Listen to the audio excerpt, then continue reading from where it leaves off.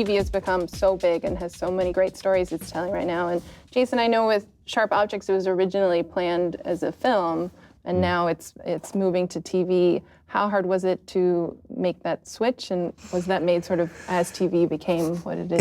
It was relatively hard. We optioned the book a long time ago, and Marty Noxon is the one who had the idea. She came to, and we were trying to do it as a movie, and it was just falling into exactly what you said. Kind of, it's even though it is genre, there's a lot of drama in it, and there's a lot of character work, and Marty pitched it as a series to me a long time ago, and it definitely that was very exciting to me, but there were other financiers, other people involved, and it took a long time to actually shift it to be able to tell it in a longer format. But it definitely found the right home.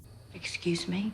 You think bad things didn't happen to little girls when she was my age? I know they did. And you let Camille... And look what happened to her. You need to understand your sister does not see herself in a good light. It's caused her difficulty. You need to be careful with Camille. She is not someone to be admired. What difficulty? No. Look at me. Look at me. You are not safe around her. Do you understand, sweet? I think there's a really cool thing going on. We're doing something with The Purge where the fourth Purge movie opens in July, and the Purge TV series is going to premiere 60 days after our July date in October, and we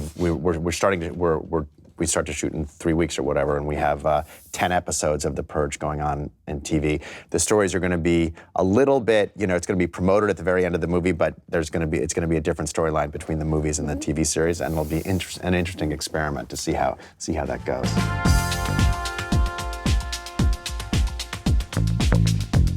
I do want to talk about who tells stories in genre.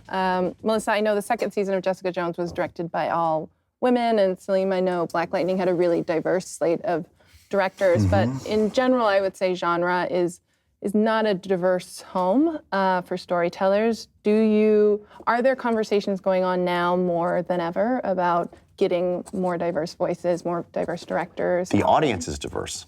Horror movies skew female, 55% female. So it obviously makes sense that there should be more genre, at least low-budget scary movies made by women, by minorities, African American, Hispanic. They also skew much larger to those audiences. So it would certainly make sense that those are the voices of the movies, and I think it's starting. The short answer is, I'm sure we would all. Those conversations are very much happening, very movies loudly, happening, and I think over the next couple of years you're going to see the outgrowth of that. I think it's going to be fantastic. But those conversations are pervasive, constant, and there's a massive and rightful course correction taking place. That's certainly on everything that I'm working on, both in film and in television. So I assume, again, it's not going to happen instantly, but it's going to happen. I think it's happening largely, though, because of commercial reasons. I think like Hollywood's asleep, and Get Out does what it does. And it's a wise commercial decision. It's not because everyone's being nice. Right.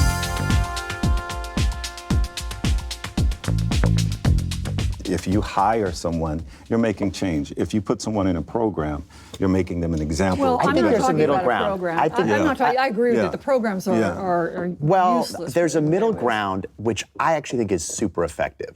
SAG has the minority rule. If you cast a certain amount of minorities, you pay a lower rate. It hits you in the pocketbook. I think that gets us used to thinking in a different way. It's definitely affected our casting a lot. Yeah. To your point about earlier, though, I'm sorry, but to your point about it, I think what's driving this is the fact that people now know that there's a business out there. Yes, I agree. And you're not going to be able to tell authentic stories if you don't hire people who know how to authentically tell those stories. I could always watch TV and tell, a white writer wrote that about a black person. So you got to find some authenticity, and I think that's what's selling it.